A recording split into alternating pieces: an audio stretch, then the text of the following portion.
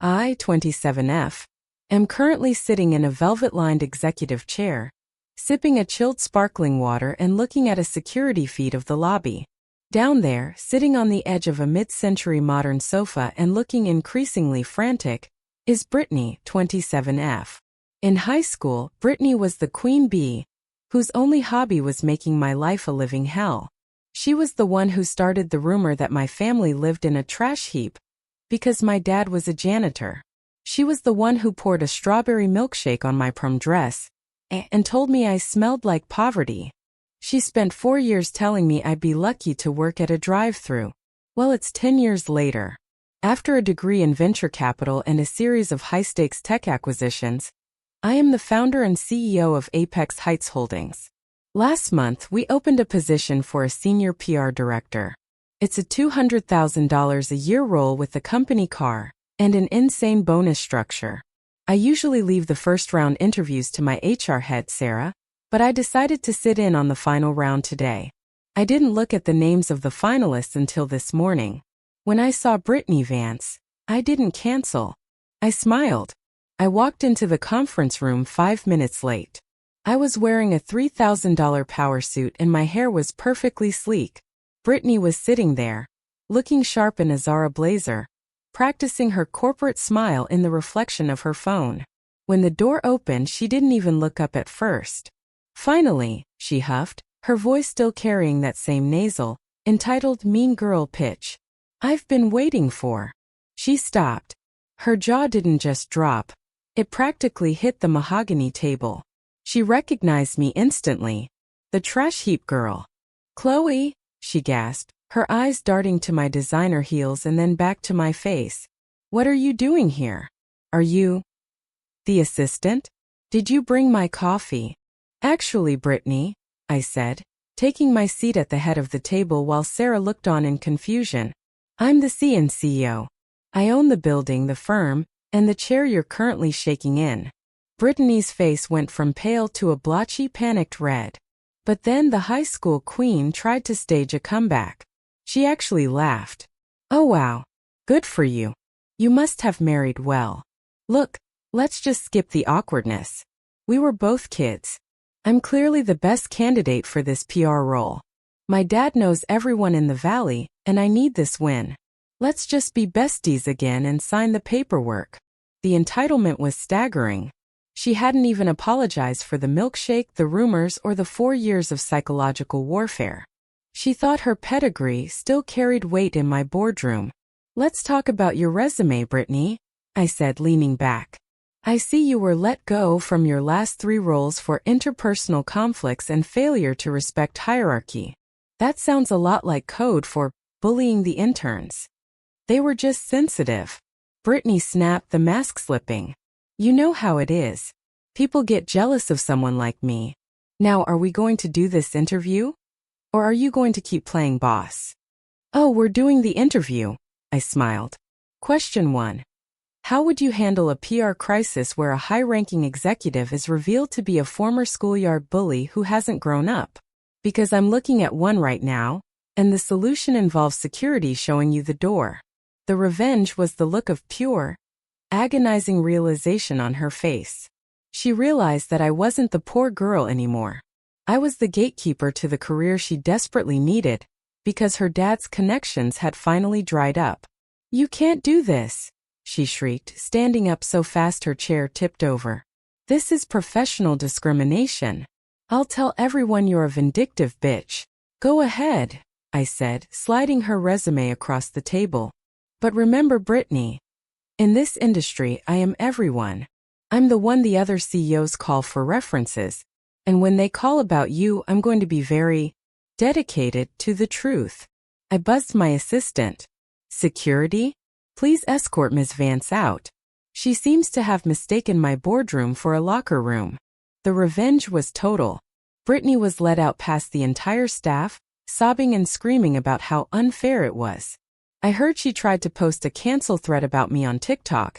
But since I own the PR firm that manages half the influencers in this city, the thread was flagged for misinformation and harassment within 20 minutes. She wanted to humiliate me.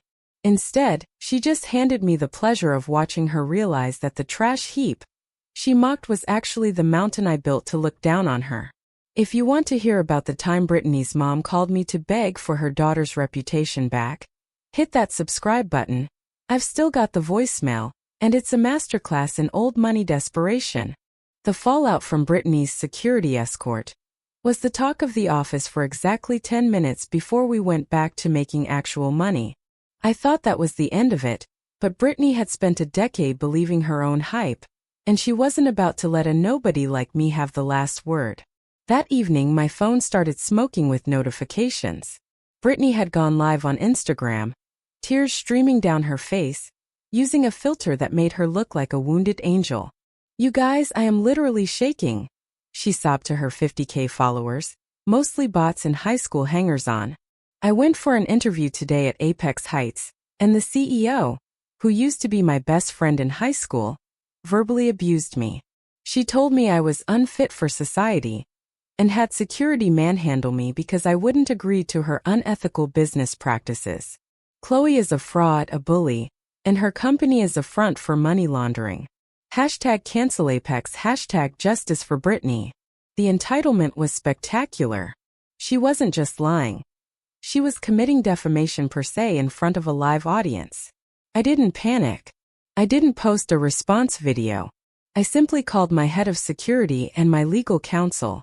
"Did we get the audio from the conference room?" I asked. "Crystal clear," my security lead replied. "And the lobby footage shows her trying to kick the security guard on her way out." The dirty trick Brittany tried next was truly pathetic. She actually called my father, the man she used to mock for being a janitor. She found his number through a White Pages search and had the audacity to cry to him, saying I had changed, and was shaming the family name by being a cold-hearted corporate monster.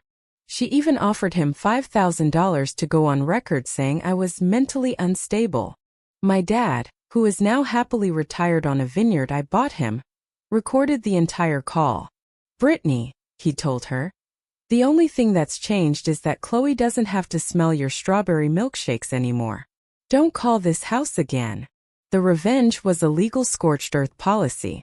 The next morning, as Brittany was preparing for a tell-all interview with a bottom-tier local blog, a process server handed her a $5 million libel and slander lawsuit, along with a cease and desist that required her to take down every video mentioning my name or Apex Heights.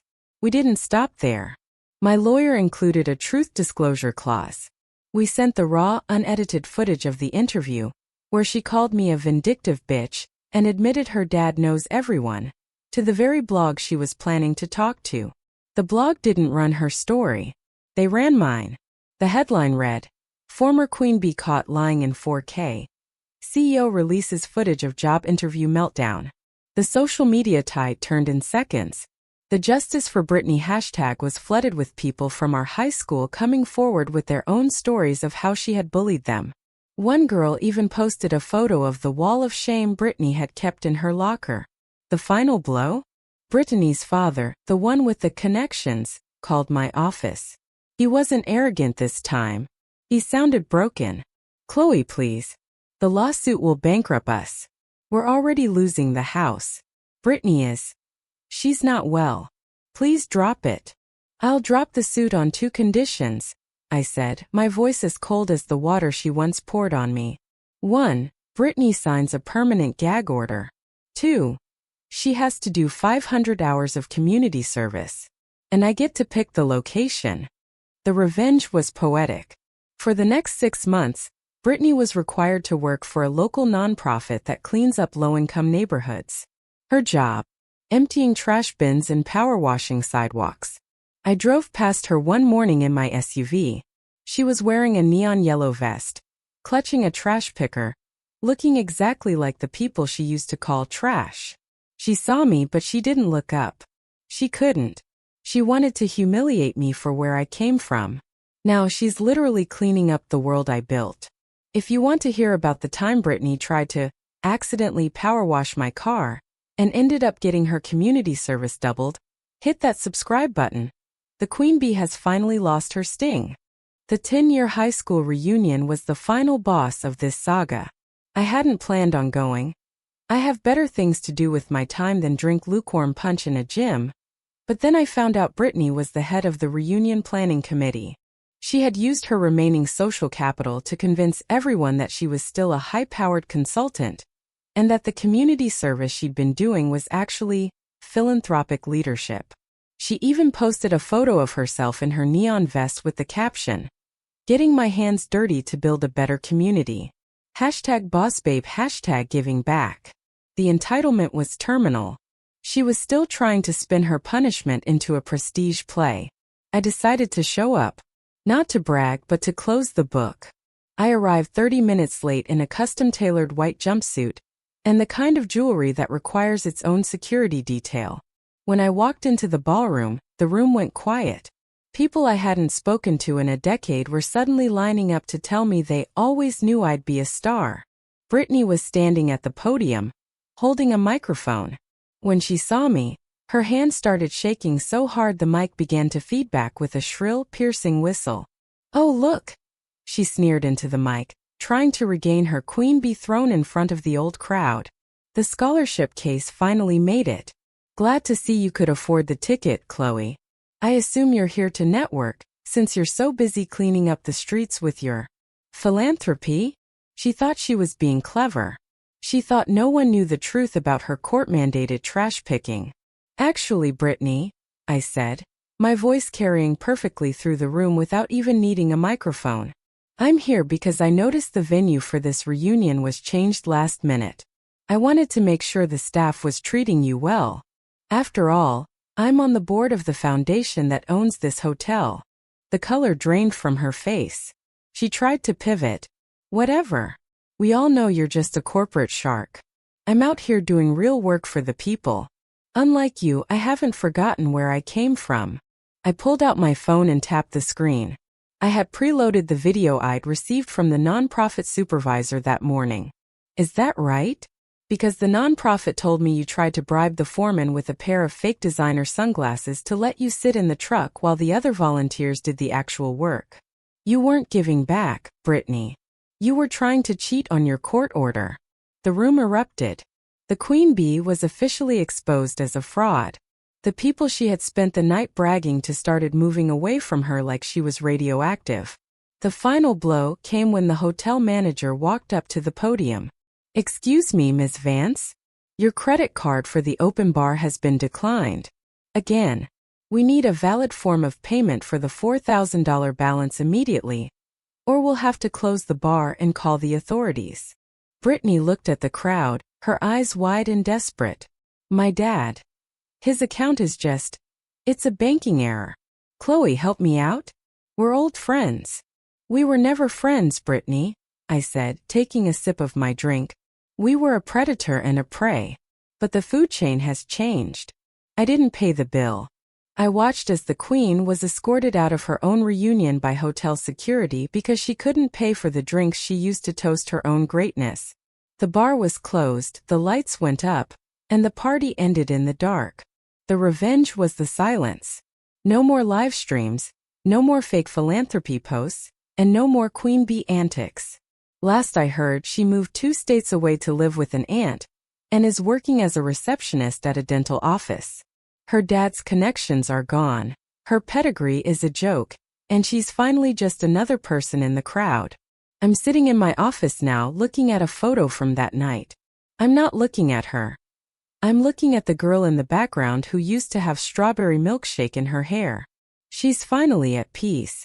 If you enjoyed watching the queen bee lose her hive and her credit limit in one night, hit that subscribe button. I'm currently dealing with a Karen who thinks her HOA fee entitles her to my private driveway, and I've got the tow trucks on speed dial. After the high school reunion, I expected Brittany to finally accept her defeat and vanish into the obscurity of her new life. But there is a specific type of person who, once they lose their status, becomes obsessed with the person they think stole it. Brittany didn't want a job anymore. She wanted to see me burn. 6 months after the reunion, I received a frantic call from my head of security. "Qley, you need to see the local news. Now." Brittany had found a new niche. She had reinvented herself as an anti-corporate activist. She was standing in front of my headquarters with a megaphone and a group of hired protesters, claiming that Apex Heights was built on blood money, and that I had exploited my way to the top. She had even managed to get a local investigative reporter to look into my father's past, trying to frame his years of hard work as a janitor as some kind of tax evasion scheme I had used to fund my first startup. The entitlement was staggering. She was using my father's dignity as a weapon again 10 years later. "Qley," my lawyer said over the phone, "we can hit her with another defamation suit, but she's broke. You can't squeeze blood from a stone. She's looking for the attention. If you sue her, she becomes a martyr for her fake cause." I realized he was right. Brittany was playing a game of poverty cosplay, trying to win over the public by acting like a champion of the working class. So, I decided to play a different game. I didn't call the police. I didn't send security. Instead, I ordered a massive catering spread from the most expensive deli in town, artisan sandwiches, organic fruit, high-end coffee, and had it set up on the sidewalk right next to the protesters. I walked out of the building, not in a suit, but in jeans and a t-shirt, carrying a tray of coffee. "Brittany," I called out, smiling as the cameras turned toward me. "I heard you were out here talking about labor rights and fair wages. It's a hot day, and I wanted to make sure everyone was fed. I also brought something else." I handed a folder to the reporter standing next to her. "These are the payroll records for every employee at Apex Heights. We pay 30% above the industry standard, offer 100% covered healthcare, and provide a legacy fund for the children of our maintenance staff. And here," I said, pointing to a specific line, "is the $50,000 donation I made this morning in Brittany Vance's name to the very nonprofit she worked for during her community service." The reporter looked at the documents, then at Brittany, who was suddenly very quiet. "Brittany," I said, my voice calm and clear for the microphones, "you spent 4 years mocking my father for being a janitor. Now you're standing on a sidewalk claiming to be a friend of the worker. The only difference between us is that I actually value the work. You just value the spotlight." The revenge was the absolute collapse of her narrative. The reporter realized the story wasn't a corporate scandal. It was a personal vendetta by a bitter former bully. The protesters, who were mostly college students she'd paid with the last of her credit card limit, realized they were being used and started eating the sandwiches I'd provided. The final blow? The nonprofit she'd donated to with my money released a statement thanking her for her continued support after her mandatory service ended. It made her look like my subordinate, even in her activism. Brittany dropped the megaphone and walked away. No one followed her. No one filmed her. She was just a woman standing on a sidewalk, overshadowed by the very success she tried to tear down. I heard she finally moved to that aunt's house. She's not a queen bee or an activist anymore. She's just someone who has to live with the fact that every time she tries to strike at me, she only ends up making me look better. The queen is dead. Long live the girl who cleaned up the mess. If you've enjoyed watching the protest of pride turn into a catering of consequence, hit that subscribe button. I'm currently dealing with a cousin who thinks my lottery of life means I owe him a $100,000 startup loan for his luxury dog socks business. 1 year after the protest that turned into a lunch buffet, I was driving my SUV across the state to attend a tech conference. I stopped at a quiet, dusty rest stop about 3 hours outside of the city. I just wanted a bad cup of coffee and a stretch, but life has a funny way of bringing stories full circle. I was standing at the counter of the attached fast food joint when I saw a familiar set of blonde highlights tucked under a polyester visor. It was Brittany. She wasn't a queen bee, an assistant, or an activist. She was wearing a stained apron, frantically trying to fix a broken soft-serve machine while a line of 3 angry truckers complained about their orders. She looked exhausted. The Zara blazer energy was gone, replaced by the weary slump of someone who had finally realized that her dad's phone contacts couldn't pay her rent. I walked up to the counter. When she looked up and saw me, she didn't scream. She didn't sneer. She just froze, her hand gripping a greasy spatula. "Table 4 needs their napkins, Brittany," her manager barked from the back. and stop staring at the customers. Qley, she whispered, her voice cracking. I didn't know you'd be out this way. Just passing through, I said, my voice neutral. How's the philanthropy going? She looked down at her name tag, which was slightly crooked. It's a job. Pays the bills. My aunt kicked me out, and, well, turns out a senior PR background doesn't mean much when your last 3 references are the board of directors who sued me. The entitlement had finally been starved out of her. For the first time in 10 years, she looked me in the eye not as a target but as a human being. I'm sorry, she said quietly. It was the first time she'd ever said those words. No excuses about being just a kid. No blame on her parents, no mention of the milkshake. Just a simple, tired apology. I looked at her, and for the first time I didn't feel the need to twist the knife. The revenge was already complete. She was living the life she used to mock, and she was doing it without the grace my father had. I know you are, I said. I reached into my bag, pulled out a $100 bill, and tucked it into the tip jar on the counter. Keep the change. Use it for a better pair of shoes. Those floors are hard on your feet. I walked out of the rest stop and didn't look back. I didn't feel victorious or smug. I just felt light. Brittany spent her life trying to make me feel small so she could feel big. Now she was small and I was exactly who I was always meant to be. The trash heap girl had built a kingdom, and the queen bee was just another worker in the hive. That's the end of the Brittany saga. She wanted to humiliate me, but all she did was provide the fuel for my climb. If you're ready for a brand new story of justice, I just got a call from my lawyer. Apparently my entitled aunt thinks she's entitled to a 20% family tax on my business profits because she babysat me once in 1999.